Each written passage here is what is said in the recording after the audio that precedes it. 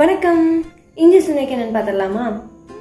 அப்பா தன் 12 வயது மகனான ஜானியை கூப்பிட்டுட்டு தன் வீட்டில் இருக்கிற கழுதைக்கும் சேனை கட்டி 3 பேருமா வீட்டில் நடந்து போயிட்டு இருக்காங்க. கொஞ்சம் தூரம் போன அப்புறம் ஜானி சொல்றான், அப்பா அப்பா எனக்கு கால் ரொம்ப வலிக்குது, நான் அந்த கழுதை மேலே ஏறி உட்காந்துக்கா அப்படின்னு ஜானி கேட்க, அப்பாவும் சரிப்பா ஏறி உட்காந்துக்கோ அப்படின்னு பதிலளிக்க, ஜானியும் ரொம்ப சந்தோஷமா அந்த கழுதை மேலே ஏறி உட்காந்து அப்படியே 3 பேருமா போயிட்டே இருக்கிறாங்க.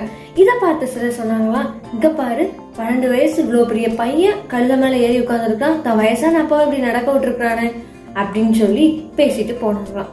இதை பார்த்து அப்பா சரிப்பா நான் கொஞ்ச நேரம் உட்காந்துக்கிறேன், நீ இறங்கிக்கோ அப்படின்னு சொல்லி அப்பா கழுதை மேலே ஏற ஜானி இறங்கிக்கிட்டானா. இப்படி போயிட்டே இருக்கும்போது இன்னும் சிலர் சொன்னாங்களாம், இங்க பாரு பையனை நடக்க விட்டுட்டு அப்பா கழுதை மேலே ஏறி உட்காந்துருக்காரு அப்படின்னு சொன்னாங்களாம்.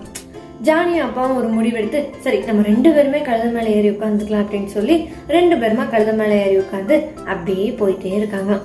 இதை பார்த்து சில பேர் சொன்னாங்களாம், இவங்களா மனுஷங்களா, இப்படி வாயில்லாத ஜீவன் மேல 2 பேர் ஏறி உட்காந்துருக்காங்களே அப்படின்னு சொன்னாங்களாம்.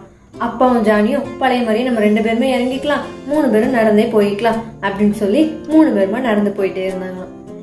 இதை பார்த்து சிலர் சொன்னாங்களாம், இப்படி கழுதைய வச்சுட்டு அப்பாவும் பையனும் நடந்து போறாங்களே, யாராவது ஒருத்தராவது மேலே ஏறி உட்காரலாம்ல அப்படின்னு சொன்னாங்களாம். இதுதாங்க உலகம்.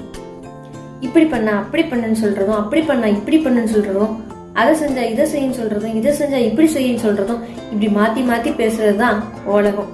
ஆனா நாம என்ன பண்ண போறோம் அப்படின்னு சொன்னா, யார் என்ன பேசினாலும் என்ன சொன்னாலும் கண்டுக்காம தேவனுடைய சித்தத்தை அறிஞ்சு செயல்பட்டோம் அப்படின்னு சொன்னா அவங்களுக்கு முன்பாக நிச்சயமா நம்ம உயர்த்தப்படுவோம்.